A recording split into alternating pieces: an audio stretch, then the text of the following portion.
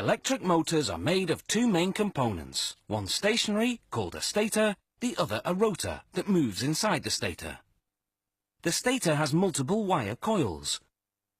Running electricity through them creates a magnetic field that turns the rotor, creating mechanical power.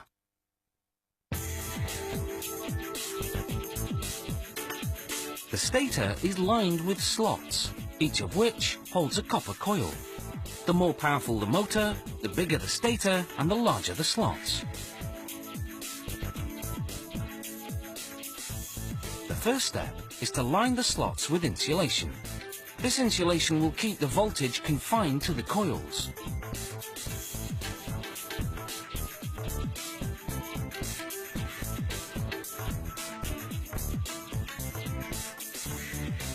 The coils are made from several copper wires wound together by machines. The bigger the motor, the more wires per coil. In this motor, each coil consists of 13 strands of copper wire.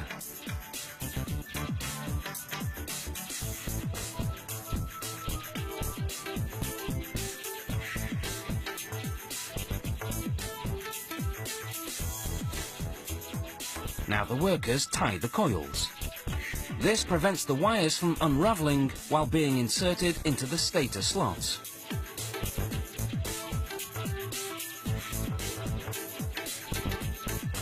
Workers cap each coil with fiberglass insulation. Then they insulate the portion of the coil left outside the slots with fiberglass sheets. Then insert fiberglass wedges to lock the coils inside the slots.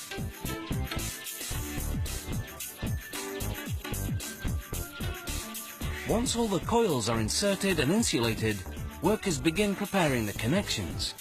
They slip an acrylic insulation sleeve over both ends of each coil. 13 coils, 26 ends. Then they group these insulated wires into large power cables. The number of wires per cable varies according to the speed and voltage of the motor.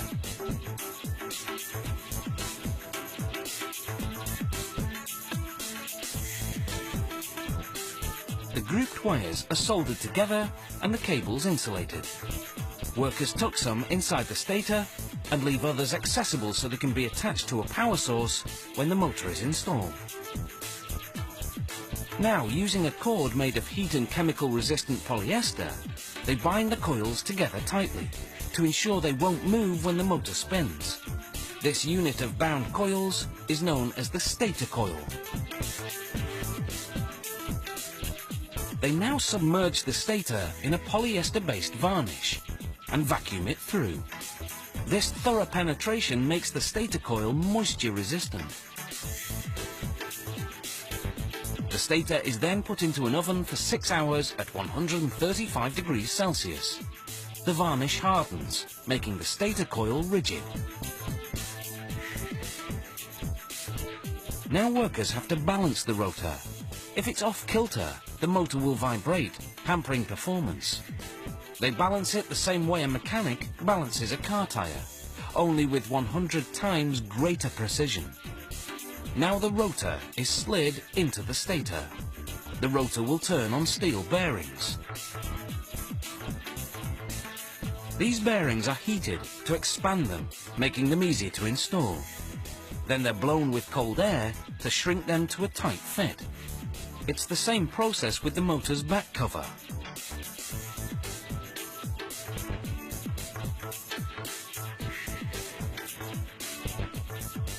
A fan is then installed over the back cover. The fan's job is to cool the running motor so that it doesn't overheat. The fan is covered with a safety guard. A cover is also installed on the front of the motor. The finished motor is run through various tests to assess, among other things, insulation, power and performance. These industrial motors are designed for use in factories, for running machinery such as conveyor belts, pumps, fans and compressors. We'd be lost without them.